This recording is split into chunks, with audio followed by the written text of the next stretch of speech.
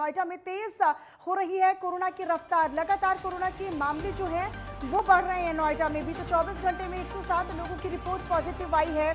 107 लोगों में 33 स्कूली छात्र भी शामिल हैं जो कोरोना संक्रमित पाए गए हैं। बीते 24 घंटे में 32 लोगों ने कोरोना को मात दी है, यानी रिकवर होकर वापस घर लौट आए हैं। और पॉजिटिव मरीजों का जो आंकड़ा है वो 99,154 तक पहुंचा है। अब तक कुल मिलाकर 98,253 मरीज डिस्चार्ज होकर कोरोना को मात दे चुके हैं और वापस अपने घरों को लौट चुके हैं। और 411 मरीजों का इलाज अभी जारी है अस्पतालों में। तो बीते 24 घंटे में 107 लोगों की कोरोना की जो रिपोर्ट है वो पॉजिटिव आई है। और इसमें से खास बात ये कि 33 स्कूली छात्र भी हैं। जैसा कि अभी हम देखते आ रहे हैं कि कोरोना का जो संक्रमण है वो छात्रों में खास तौर पर देखने को मिल रहा है। 18 साल से भी कम उम्र के बच्चों में जो कोरोना है वो तेजी के साथ फैल रहा है, संक्रमण दर उसका फैल रहा है। और ऐसे में अब जो बीते 24 घंटे में मामले आए हैं 107, उनमें से 33 स्कूली छात्रों में कोरोना की रिपोर्ट जो है वो पॉजिटिव पाई गई है। तो 107 लोगों में 33 स्कूली छात्र भी शामिल हैं जिनकी रिपोर्ट पॉजिटिव आई है।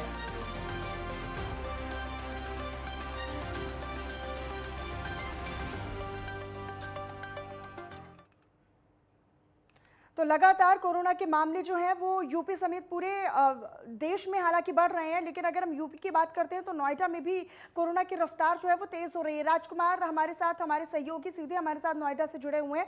सीधा राजकुमार, आप ही का रुख करूंगी। नोएडा में एक बार फिर से कोरोना पैर पसारता नजर आ रहा है, लेकिन हैरान कर देने वाली और चिंता की बात यह है कि जो बीते 24 घंटे में मामले सामने आए हैं उनमें 33 स्कूली छात्र भी शामिल हैं।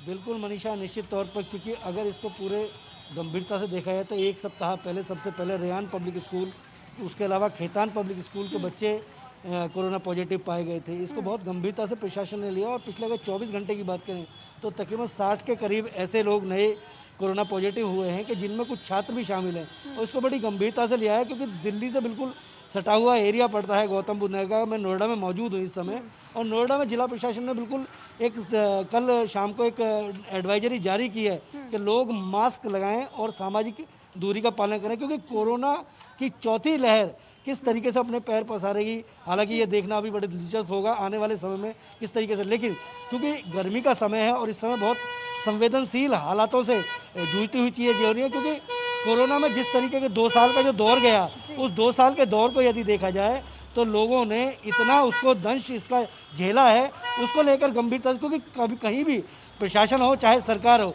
इसमें लापरवाही बिल्कुल छोड़ना नहीं चाहते हैं। और कल से एक नई गाइडलाइन जारी हो गई है कि नोएडा में लोग मास्क लगाएंगे और सामाजिक दूरी का पालन करेंगे। जिलाधिकारी सुहास एलवाई ने सीएमओ और तमाम जो लापरवाही करते हैं लोग, उनको लेकर भी बेहद प्रशासन और सरकार दोनों ही सख्त हैं। लेकिन अगर हम चुनौतियों की बात करते हैं तो स्वास्थ्य विभाग के प्रति इसको कितनी कड़ी चुनौती माना जाए, अस्पताल प्रशासन की तरफ से कितनी बड़ी चुनौती से माना जाए, क्योंकि छात्रों में खास तौर पर इसका संक्रमण देखने को मिल रहा है। छात्र जो है वो भारी संख्या में चपेट में आ रहे हैं कोरोना की।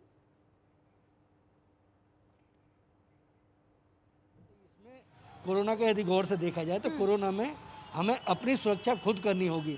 सख्ती किसी पर नहीं की जा सकती, क्योंकि 2 साल का जो समय गया, उस 2 साल के समय में कहीं ना कहीं आम आदमी जो बिल्कुल लेमैन था, जो बिल्कुल अंतिम पायदान पर खड़ा हुआ था, उसको भी एक चीज़ ये पता लगी कि कोरोना एक बीमारी है और उससे बचाव के लिए हमें अपने आप को सैनिटाइज करना है, सामाजिक दूरी का पालन करना है, मास्क लगा कर रखने हैं। एडवाइजर कहीं भी तो एक एडवाइजरी जारी कर दी गई है कि लोग एहतियात के तौर पे अपने आप को फिट रखें और अपने आप को बचा के रखें। हालांकि सरकारी हॉस्पिटल और जो प्राइवेट हॉस्पिटल हैं उनमें भी इस तरीके की गाइडलाइन दे दी गई है। जिलाधिकारी ने स्पष्ट निर्देश दिए हैं कि जितने भी स्कूल होंगे उन स्कूलों में कोविड हेल्प डेस्क बनेगी, और जितनी भी संस्थान है यहाँ पे, क्योंकि एक औद्योगिक नगरी है, कंपनियों में लोग काम करने के लिए आते हैं, तो हेल्प डेस्क बनेगी, लोग सैनिटाइज होंगे और लोग अवेयर होंगे, मास्क लगाकर।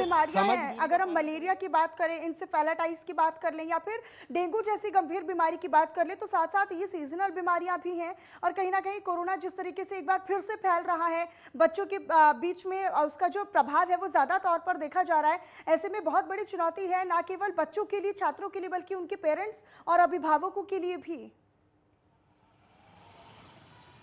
मनीषा, स्वास्थ्य विभाग का स्पष्ट तौर पर मानना है कि कहीं भी पैनिक क्रिएट ना करें, अपने आप को सुरक्षित रखें, अपने आप को सामाजिक दायरे में रखें और अपने आसपास के माहौल को पॉजिटिव बनाए रखें। स्वास्थ्यवर्धक चीज़ों का इस्तेमाल करें, गर्मी में पानी ज़्यादा से ज़्यादा पिएं, एडवाइजरी है क्योंकि मौसमी बीमारियां हर साल आती हैं और उससे खुद को खुद बचाना होता है। इसलिए कहीं भी कोई पैनिक क्रिएट करने की आवश्यकता नहीं है। लेकिन जहाँ तक कोविड की बात है, कोविड को लेकर जिला स्वास्थ्य समिति बेहद गंभीर है। जगह जगह कोविड की गाइडलाइन को पालन करने के लिए, उसका पालन कराने के लिए निर्देश जारी किए गए हैं और यदि लोग नहीं संभले तो आने वाले 1-2 दिनों में सख्ती भी बिल्कुल निश्चित तौर पर अपनाई जा सकती है। इसलिए क्योंकि सहयोग, क्योंकि अगर नोएडा की बात करें हम या कहीं की बात बिल्कुल करें राजकुमार, तो और जो ऐसे सामाजिक में संस्थाएं खुद होती हैं, अभिभावक जो और लोग पेरेंट्स जो लोगों हैं, को जो जागरूक छात्र करें। हैं, उन्हीं को ये समझना होगा और उन्हीं को हमेशा अलर्ट और जागरूक रहना पड़ेगा। क्योंकि अगर हम खुद के स्तर पर और हम खुद से अगर हम कोरोना गाइडलाइंस का सख्ती के साथ पालन करते हैं तो शायद हम इस